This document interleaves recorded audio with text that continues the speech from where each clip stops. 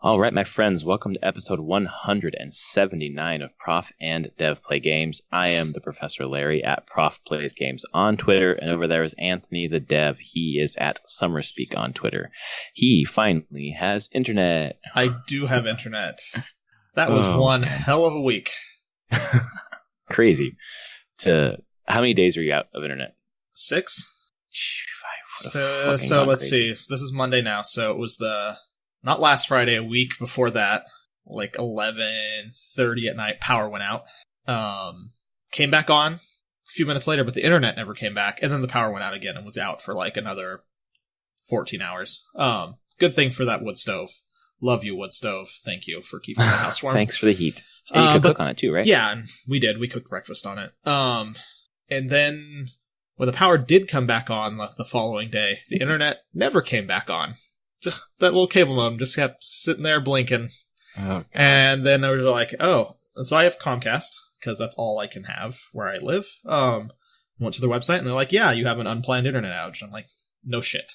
That's great. You. I'm on my phone looking at it, and they're like, well, when do you plan to have that repaired? They're like, oh, we'll have it repaired by it was the 4 a.m. or something.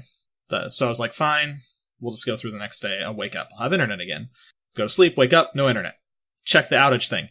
It's now, 7 hours after we woke up, is the reported time. And then I'm now noticing every time I check it, it's always 7 to 8 hours. Internet will be restored 7 to 8 hours in the future. And this just keeps rolling through the entire week. Which basically just means they have no clue when they're fixing it. And I mean, I can understand. We had about 14 inches of snow. Yeah, of course. There was there's no trucks getting around. I didn't even leave my house for a week because there was no way to get out of my driveway. So, right. It was kind of lame not having internet while stuck in my house, not doing anything. I would have really liked to be playing Apex. How's that? Yeah, you couldn't play Apex, but how's that affect making your job or making your game? Well, I was focused. I just was like, fine, I'll just do my coding tasks because I can, especially code, I can just reconcile differences that I have to anything else that gets checked in. So I can just do a diff between what I change and what's there and fix everything. So it's not like I didn't have things I could work on, and I was working where I could, but I did have to limit how much I use voice and video because I was using my phone as a hotspot. Right. For my computer, but it worked, but I just didn't want to go over my data limits. Mostly because if I hit my data limit, it's not like they charge me more. It's just we'll limit you to 256 kilobytes down. Oh, dang. Really horrible speeds. And I was like, please. 8-bit video. Yeah, it was horrible. So I checked in a couple times, but mostly just kind of sent some messages, into Discord and just and then just worked on code, and so it worked out. Right. But yay, I'm back. I have internet. It's great. I can watch all the YouTube videos that I wasn't able to watch. I did get internet back on Thursday. I was so excited because it came back up at 5 on Thursday. I'm like, I get to watch Critical Role. Yes. Did you watch the whole episode live? Most of it. Nice. Actually, I think I did watch all of it live. Like I said, use the YouTube so you can start at the beginning. Catch a few things, and then I can, when they take their break, I can just basically skip all the break and pretty much be caught up. Right. Yeah, it was fun to watch, but I was very happy to have that, and now I've caught up on all the things that I haven't been able to watch or stream. So yeah, I did not get time to watch Critical Role, so I usually wait for the podcast. It's a week late, but I thought I would dive into the YouTube this week and just haven't had any time. But sorry, go ahead. But yeah, that's my eventful week. Well, to commemorate your exile from the land of the internet, I'm going to give away a Steam code for Conan Exiles. And this is MG32F AP7ATHZ3WR. So that is for Conan Exiles on Steam. Enjoy that game. This week, we are going to talk about that awesome Nintendo Direct, probably even a little bit about the Hollow Knight reveal the day after the Direct. Talk about our backlog game. Again, every couple of weeks, we dig into one game in our backlog and play it for 1 hour to I don't know, kind of get through our backlog and see if there's anything on the pile worth continuing to play, and then a little bit more about other games that we're playing. So why don't we start with the Nintendo Direct, kind of big picture, overall, what were your takeaway, what were your thoughts on it? Really awesome. This is going to be a good year. Yeah. Very good year for the Switch. Correct. That's what I thought too. And some stuff that I wasn't even expecting. That's the key part of this. They definitely surprised me with things that I wouldn't have thought of coming, but I'm very happy that they are coming. Like the big one at the end, or other stuff? The big one at the end, definitely. Like, what the hell? And it looks amazing. The Platinum game in there. Oh yeah, like Astral Chain. I know they're doing Bayonetta 3, but guess we're getting another one too. And I wonder if which team is on that? Is it the team that did like the Ninja Turtles game, or is it the team that does like Bayonetta? Probably not Bayonetta, because they're probably not Bayonetta, but they do other things too. I mean, is it the team that? Oh, actually, it reminded me of Nier. So it could be the team that did Nier. Well, it's the combat guy. Yeah.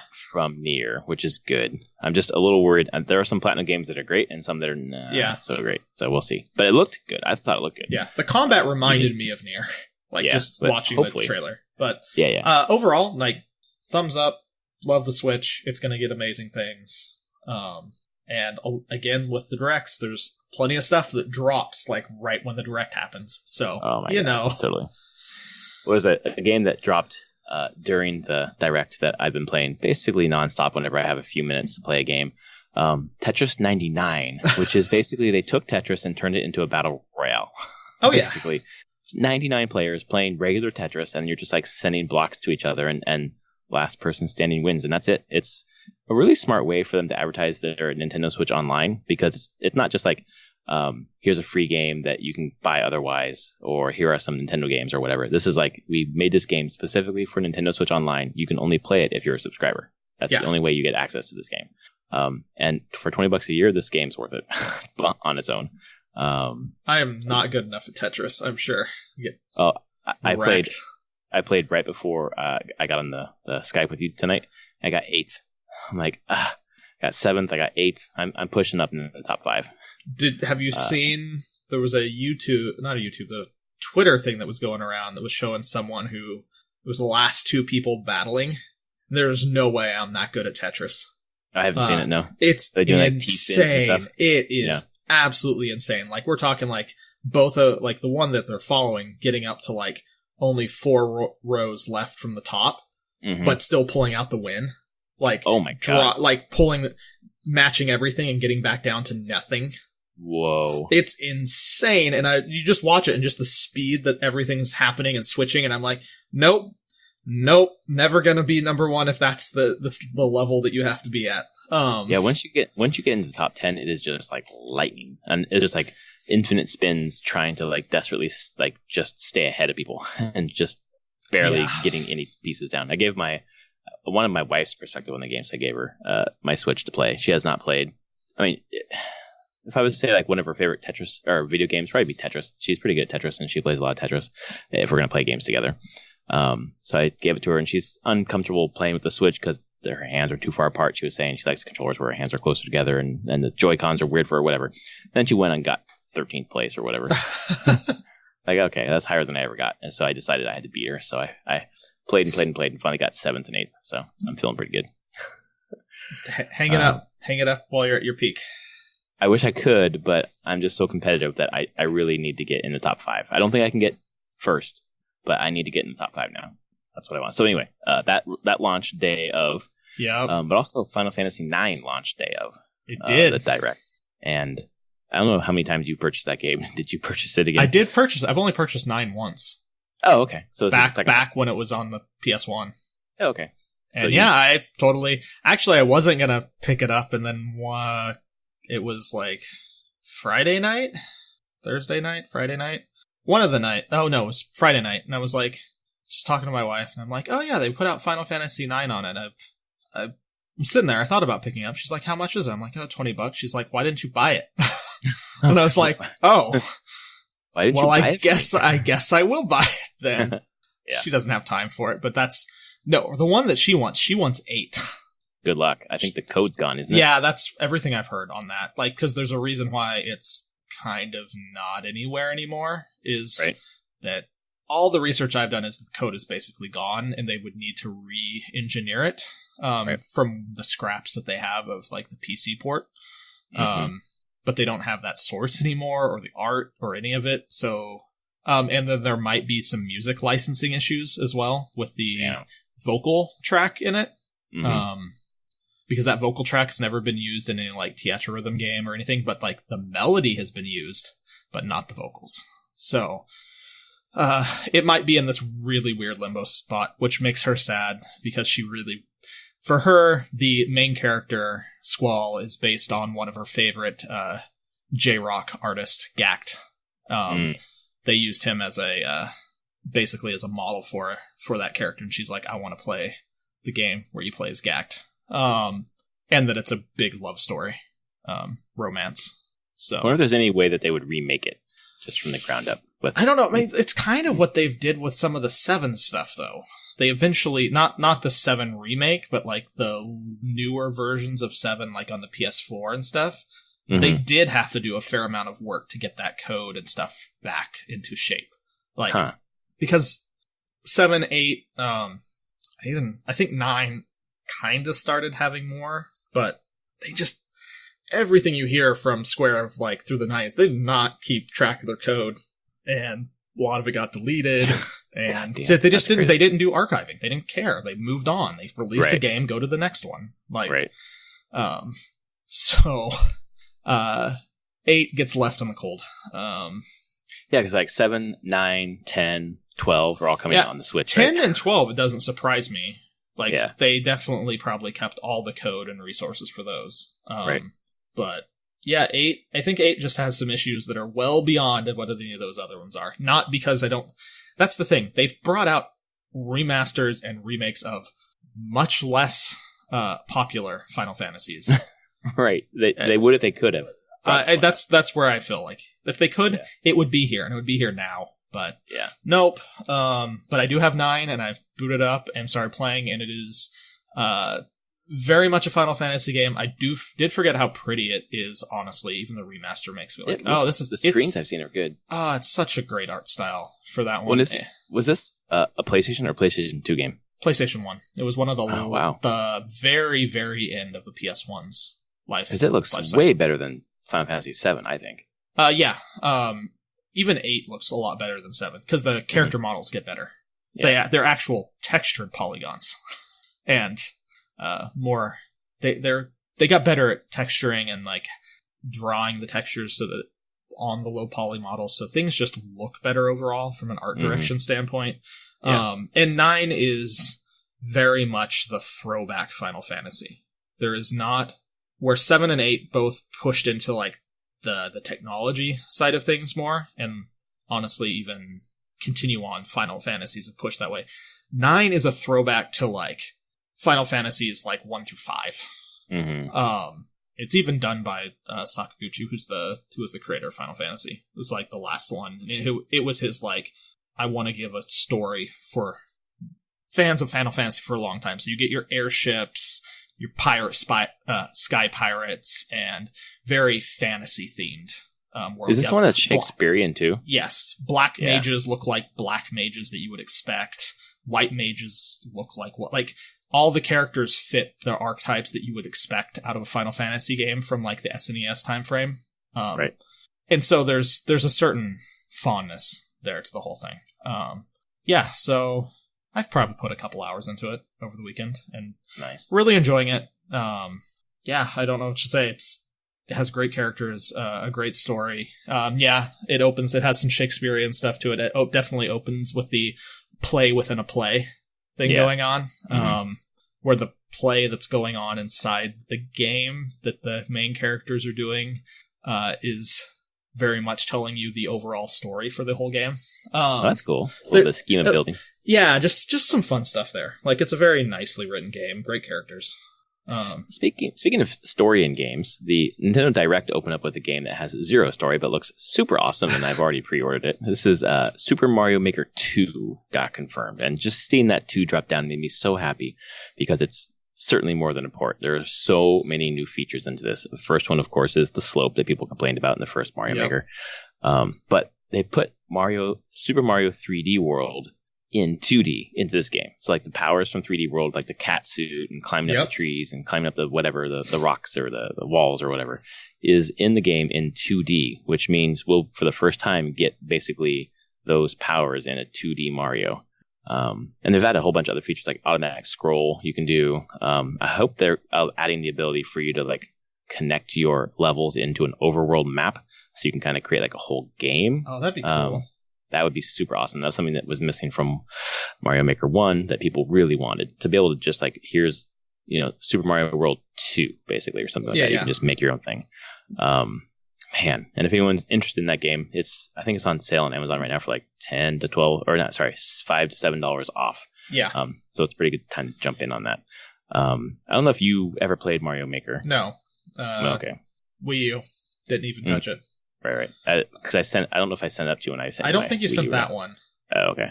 But any interest? I have it pre-ordered. We'll see as time goes on.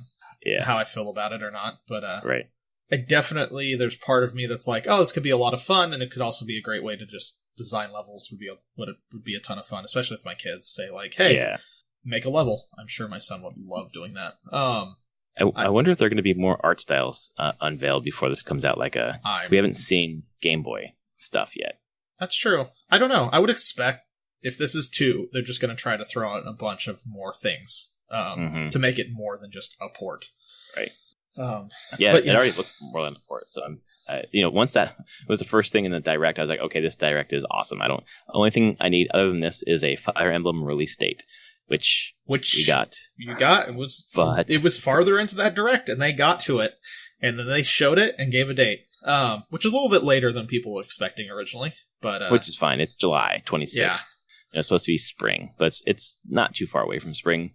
And it looks like Hogwarts Fire Emblem. Kind of, yeah. Harry Potter Fire Emblem. You're a professor and you're in charge of your students, and I'm just like, this is the Fire Emblem that's made for me. I don't know. It looks good. I know some people were talking about how it seems like the gameplay is different than normal Fire Emblem. I think there are just more things to do, like to have like the school simulator kind of thing, like maybe Persona does or something like that. But I saw the grid-based combat. The story looks cool. I'm in, obviously. I mean, I definitely think though I can't tell like an insane amount from what they showed, but I mean the grid-based combat and everything. But would we be surprised if they try to mess with the gameplay some? Like, no, I think this is the first time onto the Switch. It's the last how many were on the 3DS? 3? Fates, Awakening, I think those groups. Because before that, it was the Wii had Radiant Dawn, or is that the Game Boy which was a little bit different, right? One? In terms of gameplay. No, I think it was a grid-based. Not that it's not grid-based, that even the grid-based combat was a little bit different. Oh yeah, no, they evolved it with the 3DS games. Yeah, exactly, and so I expect them to evolve the game again, going to Switch. Like, this is a good time to try something new. Correct, and that's fine. As someone who likes Fire Emblem, I'm totally fine with them continuing to evolve it, because if I want the old stuff, I can go play the old stuff still. I don't need the same game repeated over and over. No. So that it looks good. I was fine with the release date, actually, because when it comes out in summer, I'll have little to do. So if it released like right now, I couldn't even play it. So that was something that was exciting to me. So it was like Mario Maker 2, it was Fire Emblem, and then the end of the Direct we got. Why don't you explain what we got? It was classic Nintendo fake out. You're like, what are they showing? What is this? And then you get to see Link's hat. And you're like, at first I'm like, what is this? Is this like Breath of the Wild 2 or something? What is it with like boats? Uh-huh. So is this like Wind Waker 2? Oh, that'd have been so good. But no, it's Link's Awakening. It's a remaster of the Game Boy game. That looks incredible. It looks like kind of claymation-ish. Yeah, like those old 60s cartoons with like the Yeti and Snowman or whatever. Definitely has a crazy look to it, but like accurately recreating the screens of Link's Awakening though. Which is cool because I honestly have no clue how many people even played this game. I know a lot of people like it, but I mean, I don't know how many people today have any clue about this game, really. Yeah, I feel like I hear people on podcasts evangelizing it whenever they talk about like their favorite Zeldas. It's in the top 3 that I hear, but it was 93 on Game Boy, which was after Link to the Past came out in 91? 91. Yeah, so it came out after Link to the Past on the Game Boy, and then it was redone for the Game Boy Color, and then obviously you can play it on the 3DS with buying that version. Yeah, but not that many, I don't think. Like I've never even seen a second of this game, so to me it's basically a brand new 2D Zelda game coming out, which sounds rad. And it just says 2019, so I'm a little worried that means that it won't come out this year. But actually, I bet it will. I bet it's a fall Christmas release. Right. I hope so. I hope you're right. But that seems right. I mean, I would expect sometime around Thanksgiving. Yeah, that sounds right. Do you think that's basically then their big fall game? Maybe. Doesn't seem like that could hold the weight of a. What else is coming out in the fall? They haven't though. They haven't announced anything. Even in this thing, they didn't really announce a bunch of stuff coming out that far out. No, because it was basically up through summer. Yeah, so they haven't really talked. I think Link's Awakening is their thing for the only thing that they've shown that's going to be in the later half of the year, and then at some point they'll be doing another direct. To start showing more things coming out at that point. And then E3 too. Yeah, so. E3, whatever they do there. So yeah, I think the thing is they're showing that they have a bunch of stuff coming out by halfway through the year. Well, I think it's crazy that we've been talking for about 22 minutes or so, and there's still so many more things on this direct we haven't talked about that all sound pretty cool. This is going to be a good year for the Switch. Yeah. Because they dropped the demo for Yoshi's Crafted World, which is great. Which I haven't played. I did really, see Digital really Foundries though. I didn't know it was UE4, Unreal Engine 4. Mm-hmm. Holy crap! Yeah, they've been talking about it before about it being Unreal Engine 4, but I think in that piece you just talked about, they're saying that the resolution is like super low, but I sure didn't notice. Yeah, no, they were doing tests. Like it's not. It is low though. It does dynamic resolution scaling, so you probably don't even notice it happening. Yeah. And the art style hides it from happening too. Yeah, so that makes sense. But they keep a solid frame rate though. So that's what they wanted to do. Yeah, if you could play it with your kids, I'd be interested to see what their reaction is. But it's if like any other Yoshi game, it starts off easy and there's hidden things to find, and that ups the challenge. And it's just it's day one for me. I can't wait. I love Yoshi games.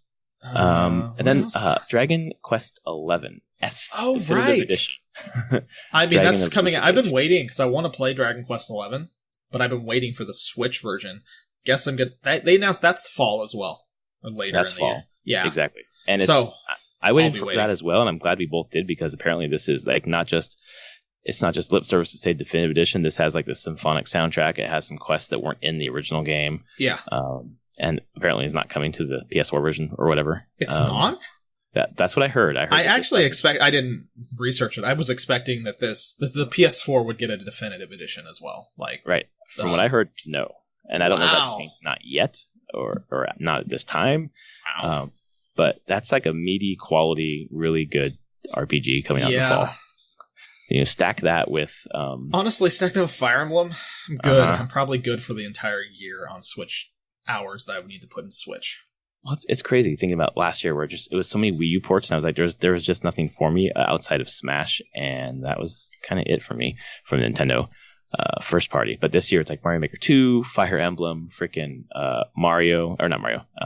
Zelda, Tetris, obviously. Yeah.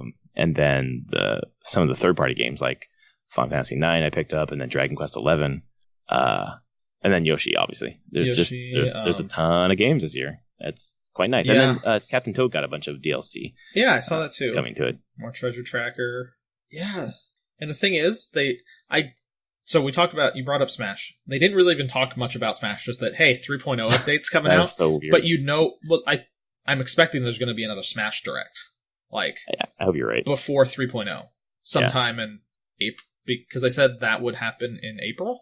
Yeah, he said they said before April, Joker and 3.0 will be out. And I have a feeling they'll do something before that to at least do a bigger announcement of all the things going into it. With the tease of probably the next fighter. Yeah, that makes sense in April because let's see, so Joker was December, and then we'll get the new one maybe next month or even in April. Kind of lines up E3 announcing another one, which Microsoft and Nintendo are the only big players at E3, and Banjo-Kazooie hasn't been announced yet, and it's not happening, dude. Fuck, I am still holding out hope for that. It's just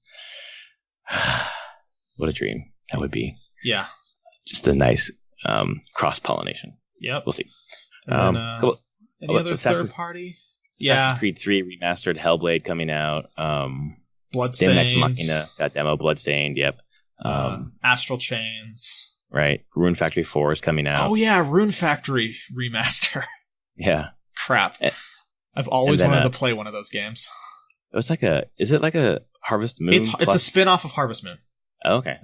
Where you go into dungeons and fight monsters. Right. So it has a more RPG element to it. It's always been one of the series I'm like, I kind of want to try that. So sounds interesting. And yeah, Beyond Switch is great. Like we're done with the 3DS apparently. And then Unravel 2 is coming out in March, which is nice. Still need to get back to that on the PS4, but from what I played so far, it was fun, and Unravel was great. And that was there were a couple other things too, but Box Boy and Box Girl. Yep. I don't know if you played those on the 3DS. They're fun, really fun puzzle platforming games where you basically build boxes out of your body to traverse the land. So like there could not be another direct the rest of the year, and these are enough games for me to be excited about the whole year. Yeah. But we still got, on top of this, Animal Crossing, Pokemon coming out. You just mentioned, there's their big fall game, is Pokemon. Oh yeah, shit, that's right. Yeah, Pokemon. And Animal Crossing they're somewhere. Yeah, somewhere. I still don't know if that's this year or if it's going to be later. But either way, I mean, that's why you have to expect some bigger direct. Yeah, around June-ish, where they're the E3, starting there talking about the fall, winter games. Right. So I wonder if Metroid Prime Trilogy is still somewhere in there. Could be. I mean, that'd probably be one they could just drop in where they want to. And then these rumors today about Scalebound possibly having been picked up by Nintendo with Platinum. I mean, that one I take with a big grain of salt. Big time. Yeah. But it'd be funny. It would be funny. Once those rumors started coming out, there were people that like used to work for IGN who were saying, I heard about this way back in June. Like, then this sounds right. Like, they heard from credible people that Nintendo was picking up Scalebound. So I wonder, we'll see. Because Xbox didn't want it? I mean, yeah, Xbox cut bait, basically. So, I don't know. There's a history of Nintendo helping Platinum, apparently. Like, Bayonetta 2 was the same situation, right? Yeah. So, I don't know. More games, the better, obviously. That's true. So, yeah, good year for the Switch. I think that's what's the moral of the story is. And then the day after the Direct, on Thursday, Valentine's Day, we got a pretty nice teaser for Silk Song? The new Hollow Knight game. Yeah, where it was going to be DLC, but it's not DLC anymore. They just made a whole full They're just like, we paid too much. We just got to make a whole new game, I guess. Which is ridiculous. They didn't date it, so it's obviously not this year. And who knows if it's next year. Well, that's just the thing. They're like, we're just going to make it into it's going to be effectively the Hollow Knight sequel now. Right. It's sequel to Hollow Knight. You're playing as Hornet. It looks gorgeous. I think it looks I think the mechanics of battle look even more interesting than Hollow Knight, with your needle that you throw around. Yeah. And I mean, day one, I don't even care. I don't need to see anymore. Honestly, for me too. Like, I enjoyed that game enough and especially I would love to play as Hornet with those mechanics. Yeah. That'd be funny if you fought, whatever the fuck the character's name is in Hollow Knight, which is not Hollow Knight, even though, spoilers, he becomes Hollow Knight. In one ending. I'm super excited about that. God, so much news. So much Nintendo news. And I guess Anthem, the one staggered release, has happened as of Friday, I think, which neither of us jumped in on yet, so. Nope, I did watch some streams. I guess I've had the end of it ruined for me, even though... Really? In a stream? A person beat it, like one of the streams I was like, just tuned in to it on yesterday briefly, and him and a group just beat the game. They were done. Oh shit. It only took him that long, and the most damning thing of it is he skipped all the final cutscenes because he's like, I don't care. Oh no. He was like, yeah, I don't care to talk to you, whatever. move on. No. And that was like, yep, that's what I was worried about. And that's what I've heard a lot of, is that a lot of people really like the mechanics of gameplay. Mm-hmm. Like, especially the interceptor suit. I've had some people on my Twitter feed that are just like, this suit rocks doing melee combat. Mm-hmm. But no one's really praising the story at all. More in a way of, it's better than Destiny's lore and story, but it's not good. It's still just info dump. Even the beginning stuff that I saw, I was like, God, this is just a lot of info dump jargon that means nothing. Right. And really hard to get connected to the characters just because of how the game's structured. Honestly, it's the problem that all these connected looter shooters have. And I don't think this really solves the issues of how do you tell story in this connected way, in a compelling way.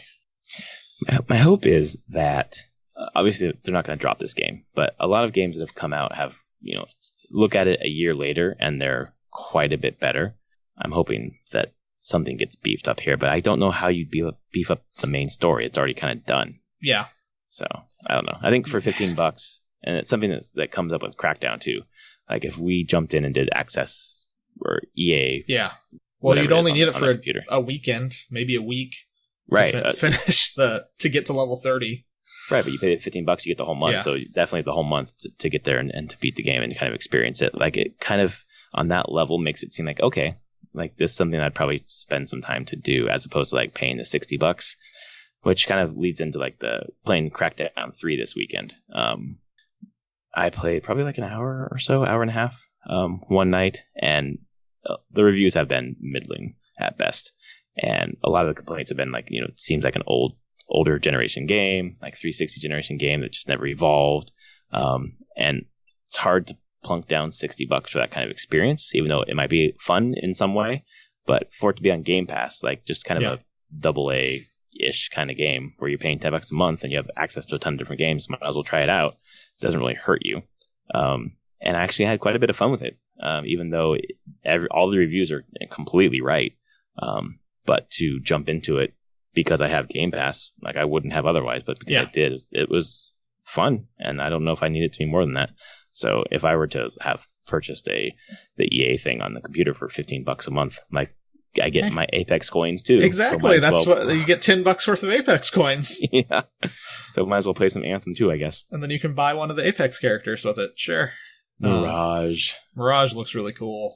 Yeah, his decoy looks rad. Yeah. Goddamn. Which is hilarious and sad to say whenever the thing that excites me about the EA subscription is the Apex coins. But it's true. That game is sucking out the oxygen from the room from everything that's launching right now. It's still the number one game streamed on Twitch. Just holding strong. And we're in the place where like a bunch of games are launching right now, and they're getting eaten by this game. They are. Not by like, let's be honest, not by like that it is directly competing with them, but it's competing for like the thoughts of people, what people are actually putting their eyes on. And that's the thing, it just steals that from all these marketing campaigns going on right now. Well, that's the thing. It's not even about directly competing in terms of like this game in the same genre or whatever. It's just fucking time at this point. Yep. Like my time is spent on X, Y, and Z. Like right now I'm spending a lot of time reading comics in my free time, which is honestly not very much because work is killing me. And my daughter wakes up at 4:45 in the morning. So life is miserable and full of pain. But it's time. Like I've got an hour and a half of free time a day. What do I spend it on? Right now I'm playing Tetris 99 and reading comics. I don't know. I think Netflix said it best. Like their main competitor is Fortnite and sleep. I think they said sleep too. Yep. And it's true. I mean, entertainment, all different types of entertainment are so easy to come by now. And high quality entertainment. That I was thinking about. Sorry, go ahead. How does anything compete with getting into people's minds in front of their eyes, even for a little bit? Right. Well, it's something I was thinking about with my Audible subscription, which I unsubscribed probably like 4 or 5 months ago because I wasn't really using it, and been reflecting on it now that I've gone back to continue my reread of Game of Thrones in advance of the series coming back on TV. But I was like, why did I stop? And I was like, oh, podcasts. Like, I listen to dozens of hours of podcasts a week. And, recently having binged probably 7 or 8 episodes in a row of Critical Role, it's all free. Like, just free, super quality content. Yep. So I'm doing that instead of, playing a game or watching. I don't watch shows that much, except for when my wife and I watch during dinner. It's about time now. Yeah. And I'll be honest, having a kid, it's about time. A lot now. You just don't have as much free time. And getting older, jobs, kids, responsibilities. Right. Your time is much more limited than it was whenever we were in high school and college. Right. And even right out of college. God, I could still binge stuff like crazy then. Oh, yeah. Up until the kid, I was binging like crazy. I was lucky to be able to put so much time into Assassin's Creed Odyssey, I guess, at the end of last year. Yeah. But it kind of led me to a conversation I was having with my friend Brad here, where he was trying to get me to, we were talking about TV or something like that. And he's like, you got to watch Breaking Bad. I was like, Breaking Bad is like, 8 seasons, hour episodes? Like, there's just no way. I watch TV with my wife and that's it. If we don't like if we're not going to both agree to watch the same thing, I don't watch it. Because in my free time, I don't watch TV. I only have about an hour to an hour and a half of free time a day. He's just like, that's why you're drawn toward games like Apex or Fortnite or these games, TF2, where like you get in, you do the loop a couple times and you get out. I have a hard time in that little short window to get into a story game because I feel like just when I'm getting into it, I'm falling asleep. And he was kind of like reflecting on our conversation about God of War, where we both kind of had that same thing where it was hard to get into it in the short amount of time that we had. And we both kind of bounced off it for that reason. Whereas with him, it's like he has a hard time with something like Apex, where it's just the same thing over and over again, because he will play for like 8 hours in a stretch. And he wants to be doing something that's varied over that time. And it's just coming to a realization that we're looking for 2 different things in our gaming experiences. It was a pretty interesting conversation. Yeah, definitely. And my tastes in games have changed based on that. I can look at myself playing 6 years of World of Warcraft, where I was putting enormous stretches of time into that game. Raiding, being up, basically getting home on raid nights, logging in about 8 o'clock and playing until like 2, 3 in the morning. Oh my God. And having a blast. It was great. And now I'm like, never again. I will never do that again. And then like story games where, God, I remember I've stayed up all night beating games before. Hell, I did it whenever I was home for the week, because my family was still doing road trip and I couldn't be there for it. A couple of years, I beat Persona 5 and Platinumed Horizon. Right. Because I seriously would just spend the entire day playing the game. And it was great, but I don't get to do that often. And it's just how life is right now. So yeah, it's not that I don't like big games like that. They need to fit into where I'm at. Exactly. And it doesn't. Thinking about the trip to Emerald City Comic Con coming up next month. Yeah. And I'm totally excited to hang out with you and go to Comic Con and see Critical Role cast members. But I keep thinking about, what game am I going to play on the airplane? I'm going to have 2.5 hours to just sit and play a game. Like, just uninterrupted time to play a game. That's part of the other reason why I play like Apex or Tetris 99 right now or whatever. It's a game where like I could just get interrupted and I won't care. Like I will have lost the last 5 minutes of time. I don't care. Yeah.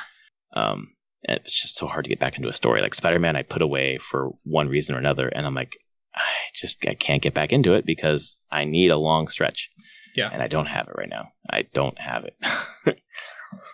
Welcome to old gaming. Old gaming, old life, and responsibilities that eat up so much of your time and other things. Yep. Correct.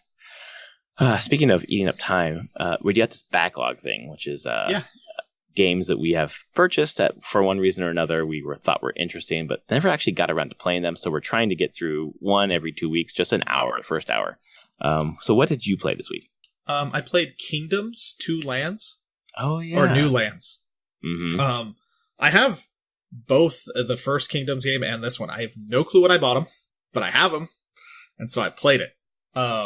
It explains nothing to you.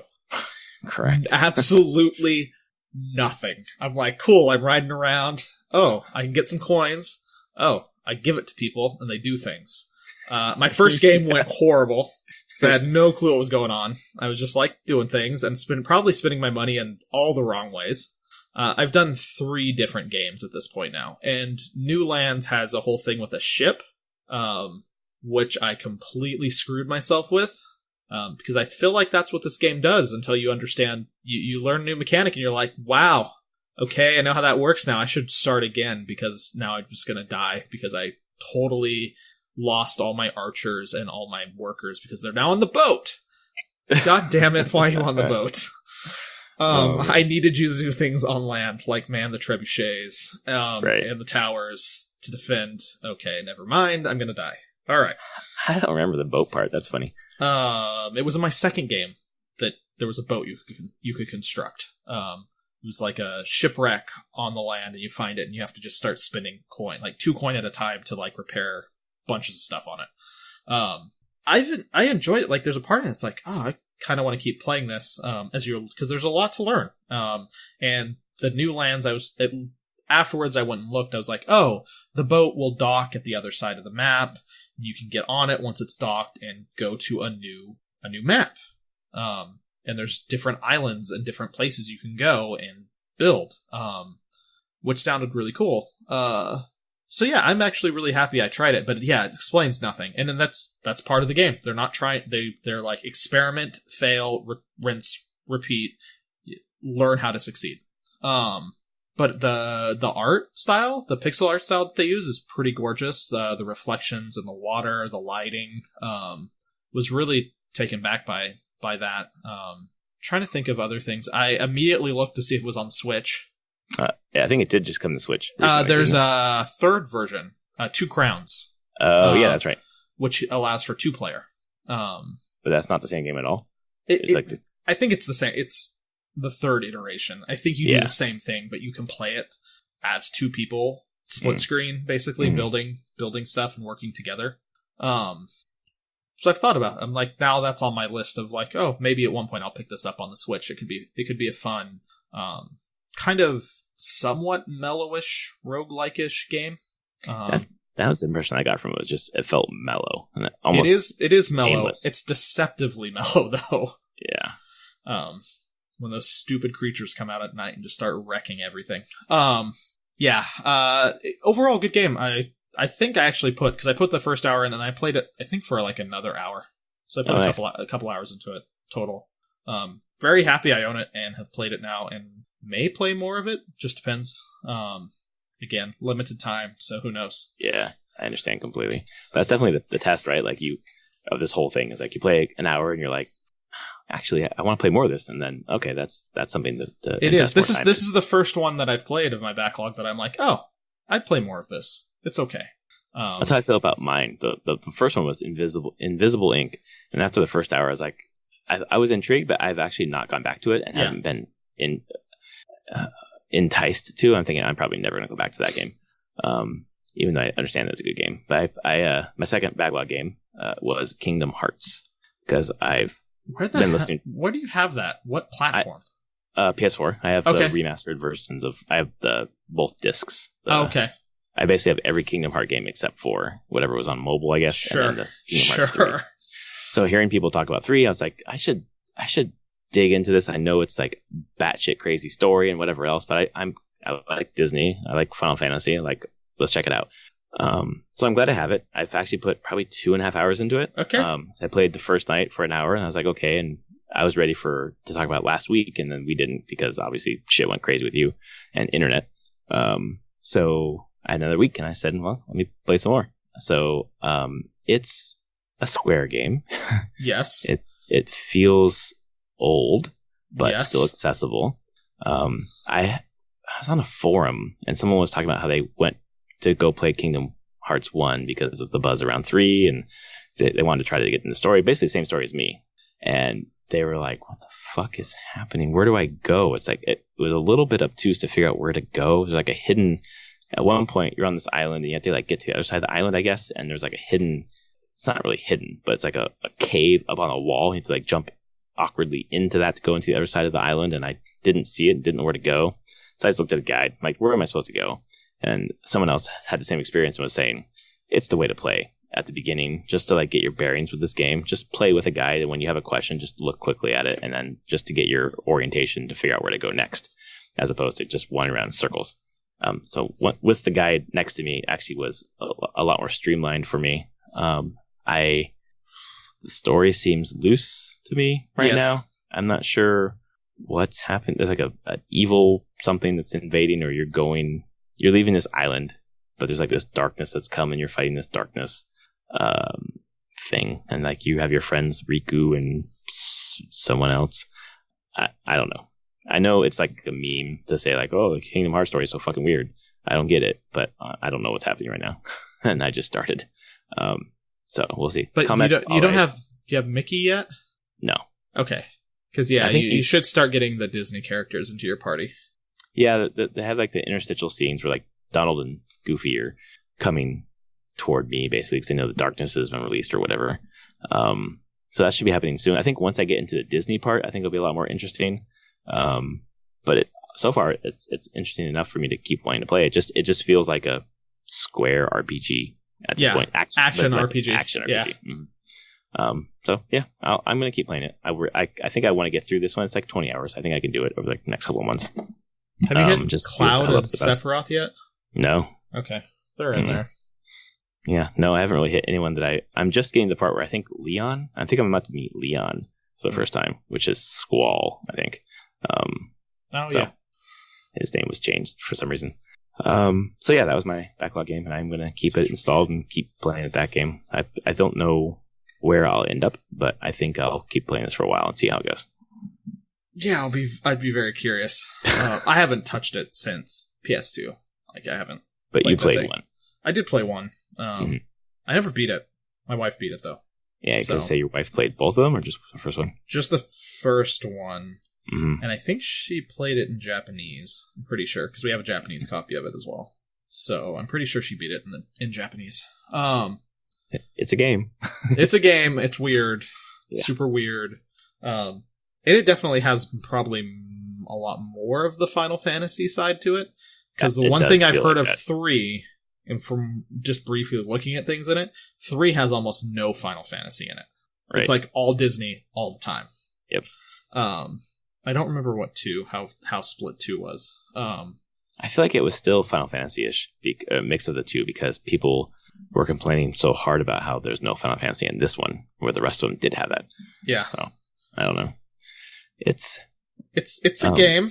It's a game. It's intriguing. I feel like the platforming is fucking weird. Yes, it's old. And it's old 3D that's platforming. That's what it feels old in that place, in that area, the platforming and kind of the dialogue. I don't know, the tutorials also just kind of seem really old. But it is an old game, but it's still super accessible, so it's not putting me off because it's old. It's just a little, not that it's not hand-holdy, it's just not clear at the beginning, and I wish it were a little more clear what was happening. So, oh well, that's my game. Other games this week, obviously Tetris 99 I talked about, and then I, stupidly, because I hate my life, I reinstalled Fire Emblem Heroes on my phone. And man, it's a fun game. Just a fun, stupid time waster when I'm in between meetings or whatever. Get my Fire Emblem fix before the Three Houses comes out. So, man, my voice is fucking shot. Yeah, sorry, guys. Mine is, well, we're both sick, so that's how it goes. Actually, I remember Kingdom Hearts, the music in it, this opening song, by Utada Hikaru. Absolutely love it. The music so far has been great. I think that's the one. It's kind of dubsteppy, the opening credits, but that's just a remix of this Japanese pop star song. But I saw her live in Seattle at a small club. Whoa, nice. Whenever, years ago, wife and I got tickets to it, and she was doing like a very small US tour. And she totally performed all the songs from, she does like the vocal song for all 3 major Kingdom Hearts games. And so, yeah, that was a lot of fun to see. And that's probably my biggest memory of Kingdom Hearts games is just those opening songs, because I just like Utada Hikaru's music. So yeah, no, it's been great so far. But for me, the only other game I played was Final Fantasy IX. Since getting internet back, downloading that, and just kind of falling back into that. And you're enjoying it. The port's I am. all right.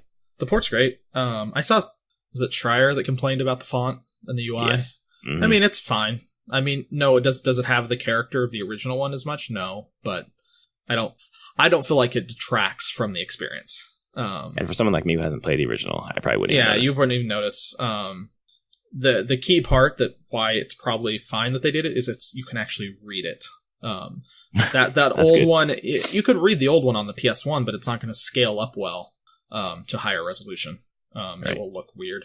So I get why they probably tweak the UI around to make it more cleaner for a higher resolution.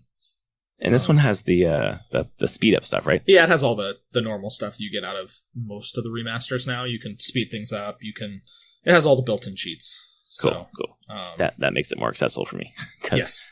If I could play every game sped up, I would. I listen to my podcast, double speed, my audiobooks 2 or 3 times speed. Like I need double speed. Yeah. In my life. Oh, the Final Fantasy, you mentioned there's this one, and 7 comes out soon? What, next month, I think? Next month, and then 12, 10, and then 12. Both come out, I think 12's in April, and I have to consider if I'm going to buy 12 for a third time.